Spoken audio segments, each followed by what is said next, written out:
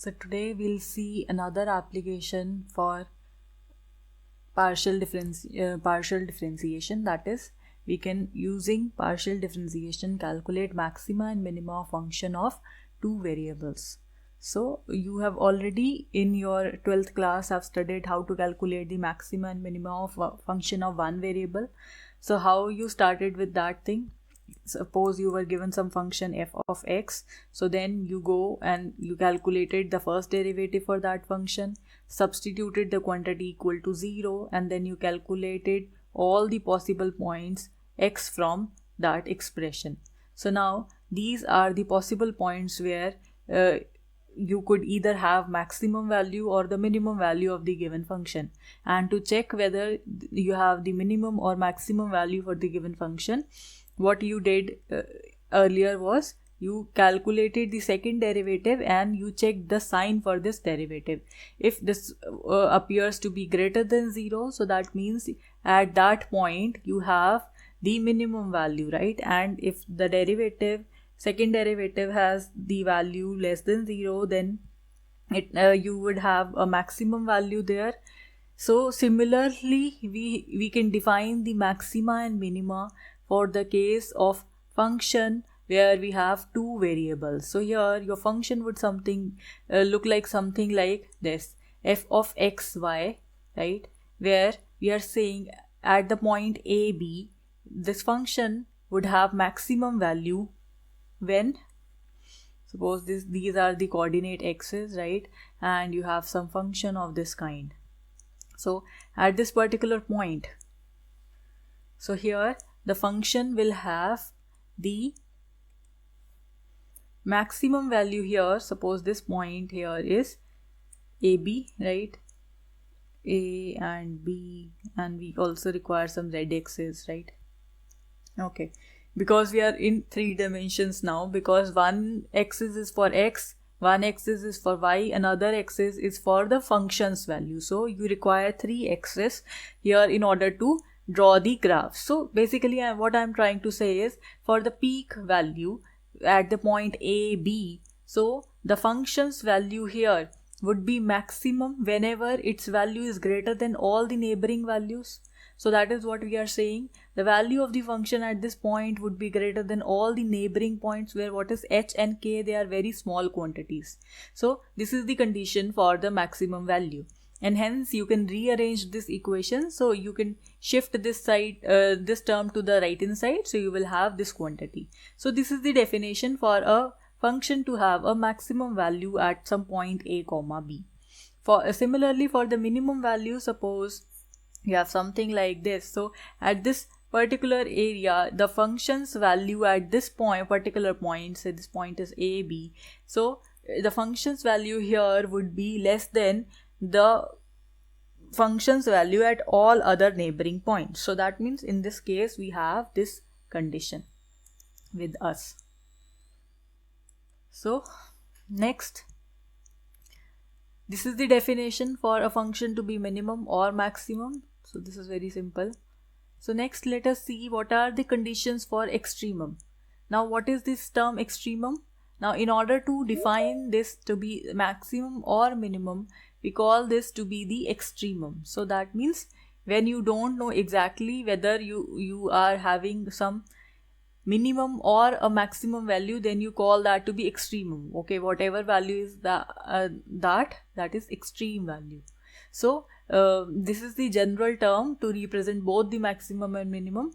So firstly, let us see what are the conditions for extremum.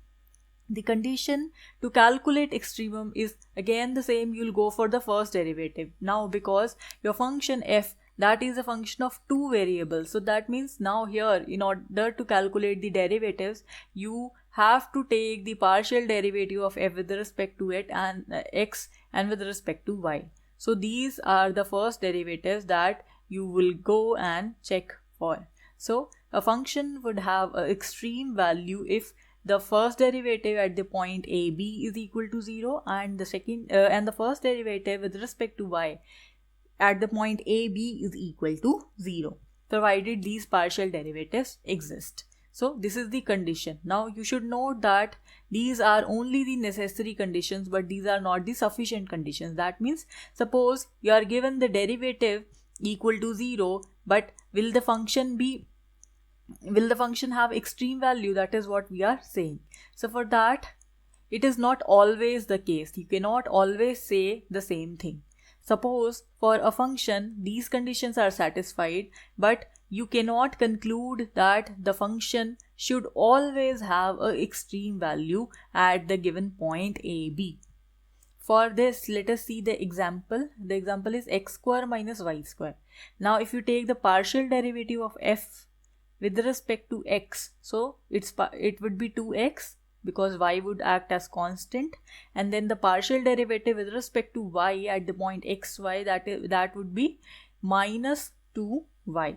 Now if you evaluate these two derivatives at the point 0 and 0, so you will have these to be 0. So that means the given condition, this one, f of x is 0, f of y is 0, but now we have to check whether this function has a minimum or a maximum value.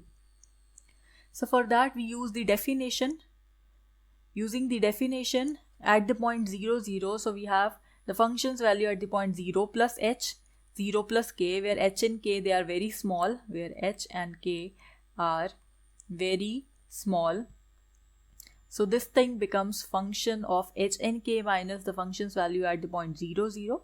So when you substitute these in the function's definition, so you'll have h square minus k square.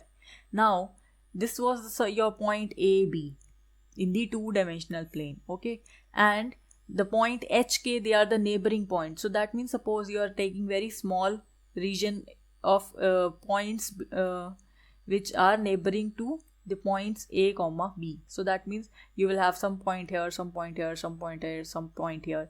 For this, say the h value is positive, and here the k value is say also positive. So here suppose it is 3, 3, right? 3 would be very large. Let's take them to be 0.3, 0.3, 0.3. So at this particular point, the value could be 0.4 and 0.1. So here you see the k and h, they are changing when you are changing the location. So within this particular region. So that means for some values h would be greater than k, and for some points k would be greater than h. So that means this quantity at some points would be positive, at some points it would be negative. So it is not giving you a crisp idea whether your function would be a maximum or a minimum. So that means you cannot conclude from here that the given function would have an extreme value. So this is only the sufficient condition.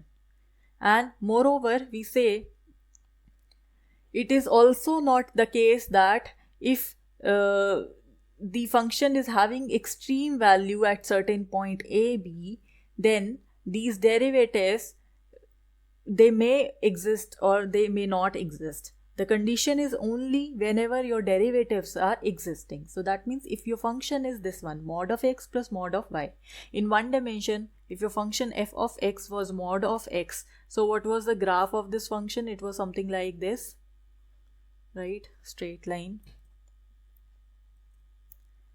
So it would be something like this. So at this point, at the point 0, you have a sharp peak. So that means no derivative exists at this particular point. So similarly, the case is here.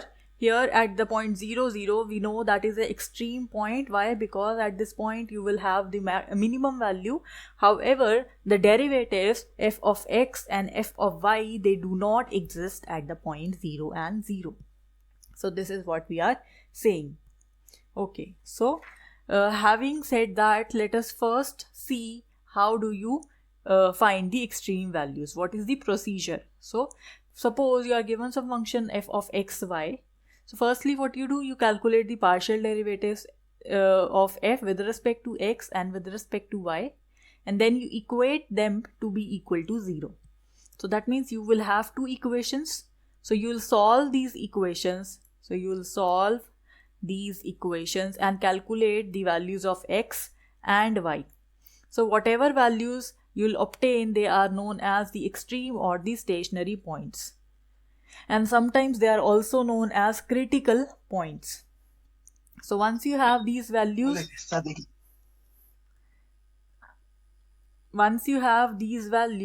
so what will you do? You will calculate the double derivatives. So that means you will calculate a, which is the double derivative of f with respect to x. Then you will calculate b and c, which are the double derivatives with respect to x, y and y, right? At all these points, you will calculate these values. Now, for each point, you will go and check for this relation. What is AC minus B square? So once you see the sign of this, if this comes out to be positive, and moreover your A is negative at that particular point, then you can say that we have a maximum value at A, B.